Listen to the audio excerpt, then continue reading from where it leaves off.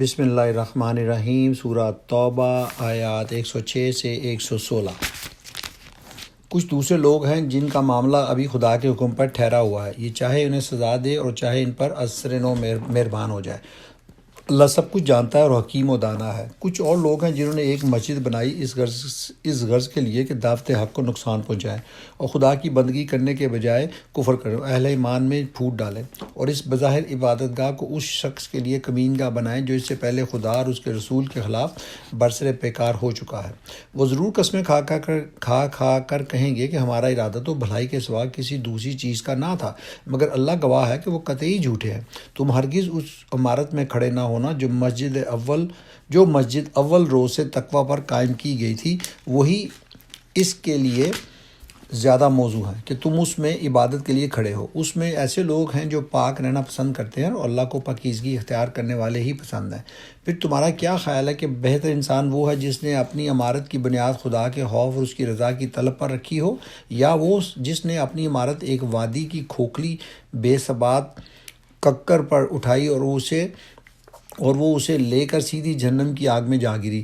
ایسے ظالم لوگوں کو اللہ کبھی سیدھی راہ نہیں دکھاتا۔ یہ عمارت جو انہوں نے بنائی ہے ہمیشہ ان کے دلوں میں بے یقینی کی جڑ بنی رہے گی، جس کے نکلنے کی اب کوئی صورت نہیں، بجز اس کے کہ ان کے دل ہی پارا پارا ہو جائیں۔ اللہ نہایت باخبر اور حکیم و دانا ہے۔ حقیقت یہ ہے کہ اللہ نے مومنوں سے ان کے نفس اور ان کے مال جنت کے بدلے خرید لیے ہیں۔ وہ اللہ کی راہ میں لڑتے اور مارتے اور مرتے ہیں۔ ان سے جنت کا وعدہ اللہ کے ذمہ ایک پختہ وعدہ ہے تورات اور انجیل اور قرآن میں۔ اور کون ہے جو اللہ سے بڑھ کر اپنے عہد کا پورا کرنے والا ہو؟ بس خوشیاں مناؤ اپنے اس سودے پر جو تم نے خدا سے چکا لیا ہے، یہی سب سے بڑی کامیابی ہے۔ اللہ کی طرف بار بار پلٹنے والے، اس کی بندگی بجا لانے والے، اس کی تعریف کے گن گانے والے، اس کی خاطر زمین میں گردش کرنے والے، اس کے آگے رکوع و سجدے کرنے والے، نیکی کا حکم دینے والے، بدی سے روکنے والے اور اللہ کے حدود کی حفاظت کرنے والے اس شان کے ہوتے ہیں۔ وہ مومن جو اللہ سے بے کا یہ معاملہ طے کرتے ہیں۔ اور اے نبی صلی اللہ علیہ وسلم، ان مومنوں کو خوشخبری دے دو۔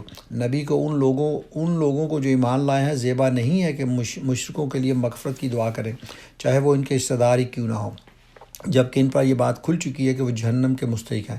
ابراہیم علیہ السلام نے اپنے باپ کے لیے دعائے مغفرت کی تھی تو وہ اس وعدے کی وجہ سے تھی جو اس نے اپنے باپ سے کیا تھا، مگر جب اس پر یہ بات کھل گئی کہ اس کا باپ خدا کا دشمن ہے تو اس سے بیزار ہو گیا۔ حق یہ ہے کہ ابراہیم علیہ السلام بڑا رقیق القلب و خدا ترس بردبار آدمی تھا۔